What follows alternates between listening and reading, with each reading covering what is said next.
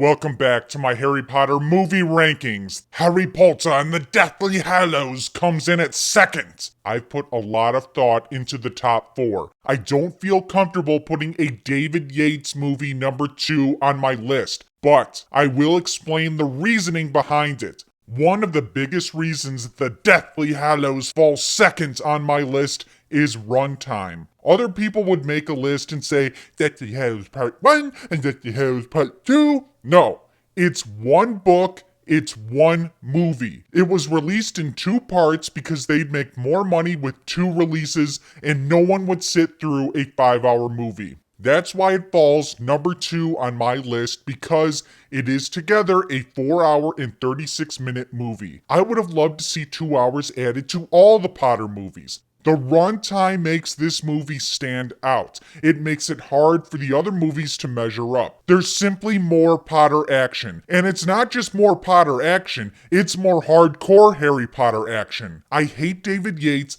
but The Deathly Hallows was a really good book and a fantastic conclusion to the Potter movies. There's a lot of intense scenes. The stakes are real high, the Chamber of Secrets was a little childish, Prisoner of Azkaban didn't have Voldemort, the plot wasn't as complex, and Malfoy was a cuck the whole movie. To the defense of David Yates, it was his 3rd attempt at the Potter franchise. I think he's trash, but there was improvement in each film. The 2 parts really allowed him more flexibility. Honestly, there's really no reason why this shouldn't have been the best Potter movie. David Yates needs to be fired and banned from Harry Potter. The Deathly Hallows is a little harder for me to review. I've seen it the least out of all the others. It starts off nice, real dark, new Minister of Magic is tweaking out. Immediately you notice they switch composers.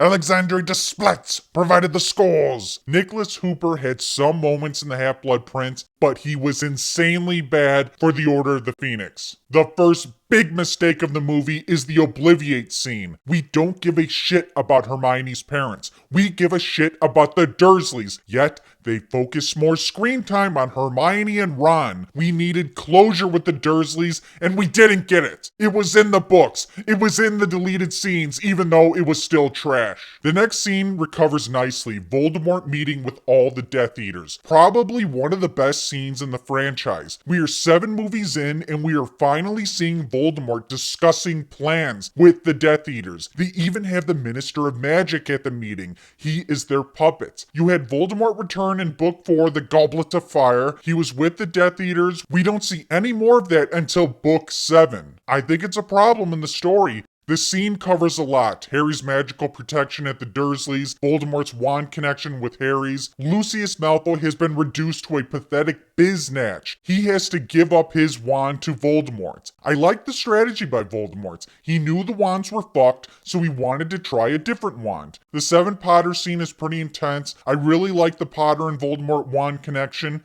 The wand failed again. At this point, if I was Voldemort, I'd be concerned. He doesn't need the Elder Wand. There's something else that's preventing him from killing the fuck out of Harry Potter. A lot of intense stuff. Hedwig died. Lupin physically assaults Harry, questioning his identity. The Minister of Magic gives the trio some important shit. The next scene at the wedding is interesting. There's a lot of gossip about Dumbledore that Harry knew nothing about. I like the scene because Harry is very naive. He's getting red-pilled a little bit. He's always blindly believed everything from Dumbledore. Maybe Dumbledore's a moron that cries on the internet all day. The wedding is attacked and the 3 wizard friends apparate out of there. Eventually that leads them to the Ministry of Magic. They take Polyjuice Potion and infiltrate it looking for a Horcrux. It was a pretty good scene. I like seeing Dolores Umbridge again. They get the Horcrux and escape. Then for a while they are hiding, over a half hour. I think it's good for the pacing of the long 2-part movie to slow it down. It really showed how little they had to go on finding these Horcruxes and the reality of the situation. Ron is a total cuck and Snape secretly gives Harry the Sword of Gryffindor. Next they get to the Lovegood residence and hear the story of the Deathly Hallows. The story is interesting, the animation works well, the young wizards are then captured by the Snatchers. Well, don't hang about. Snatch 'em! A good moment is when Malfoy refuses to identify Harry. What's wrong with his face? Yes, what is wrong with his face? Other than that, I thought the scene at the Malfoy Manor was weak. That takes us to another failed scene is Peter Pettigrew's redemption. There was a redemption in the books, but not in the movies. David Yates, or the screenwriter, decided to use comedy. Unacceptable. Dubby, who got no development after the Chamber of Secrets, died, and we're all supposed to care. Honestly, I was more emotionally affected by Hedwig's death. Hedwig had more character development. The first part ends with Voldemort getting the Elder Wand. The first part set up a lot. It was slow moving, but the second part really picks up the pace. The music is very climactic. It's dark. Shit's going down. Shit is going to end.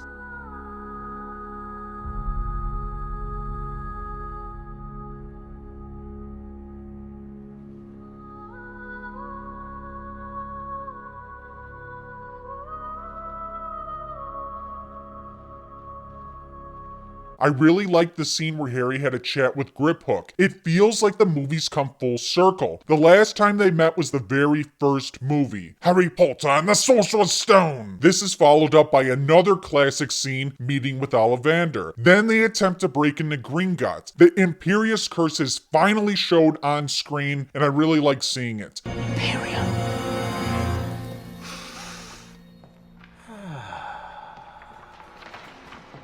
Very well, Madame Lestrange. The scene is pretty epic. I like the part where Griphook turns on them and the line by Harry. We had a deal, Griphook! The cup to the sword! We had a deal, Griphook! Voldemort is in Harry's head, giving Harry clues to find the next Horcrux. I do like all these scenes. I have a problem with how it seems as if Voldemort is weakened by the destruction of each of them. I'm pretty sure that's not how it works. Toward the end of the movie, they're just like, kill the snake and it's just him. Okay, yeah, Voldemort, no Horcruxes, got it, no problem.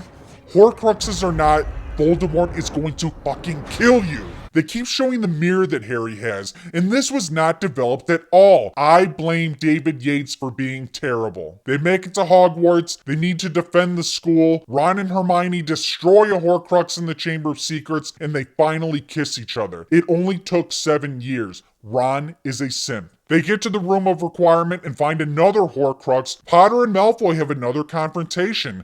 Why didn't you tell her? Bellatrix. You knew it was me. You didn't say anything. Harry called out Malfoy. Malfoy knew who Potter was back in Malfoy Manor, but he didn't say anything. Goyle's a little hardcore, shooting the killing curse. He dies like a biznatch.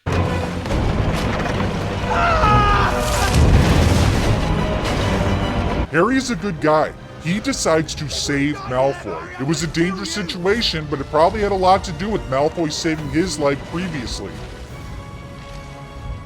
Back to my ranking, this movie is number 2 because there's so much action. The stakes are higher than ever. I thought the Battle of Hogwarts was a little weak, but it was okay. The Pensieve scene is great. The Snape reveal is legendary. Classic Potter walks out to Voldemort willing to die. Voldemort kills him.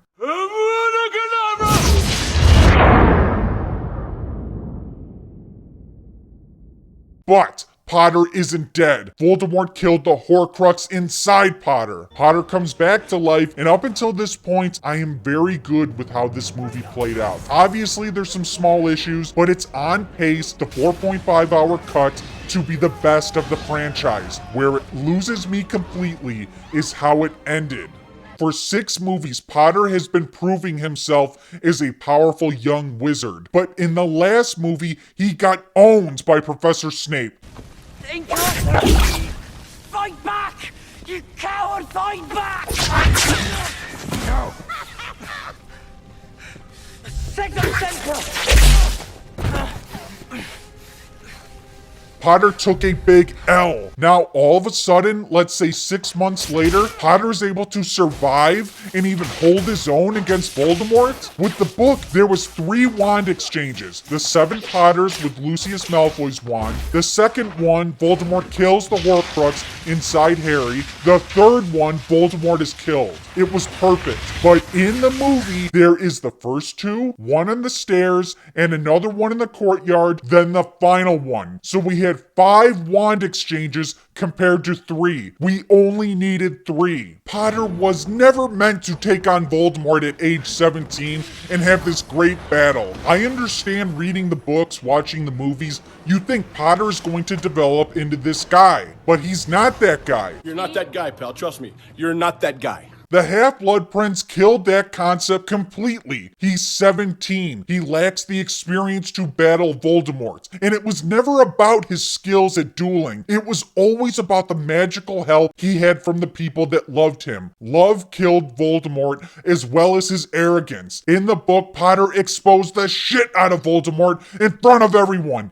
It was embarrassing. It was a fitting conclusion that didn't need to be changed. The movie attempted to Hollywood up the encounter. They added several attacks, 2 wand exchanges. They even had Voldemort choke him with his robes.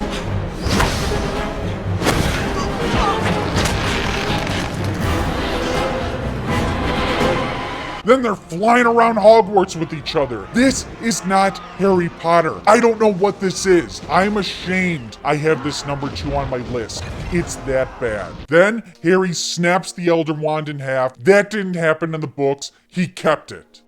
The epilogue scene was good. I always envisioned an extreme, very intense version of the music leaving Hogwarts. It was very light and I was disappointed. Think the ending of the Chamber of Secrets, that was pretty extreme. I wanted that times 10 to cap off these movies. There was a lot to talk about with Harry Potter and the Deathly Hallows. I didn't cover everything. The book was really good. The story was there. It was set up to be the best, and the screenwriting and directing failed. I have it number 2 on my Harry Potter rankings. I don't like it, but I have issues with The Prisoner of Azkaban and Chamber of Secrets. If I were to make any changes, I think I'd drop it to 4th, maybe 5th, and put all the David Yates Potters at the bottom. I hate his vision and directing style. He doesn't know Harry Potter. It's ridiculous his name is attached to the prequels. He should be fired. Next on my Harry Potter movie rankings is number 1.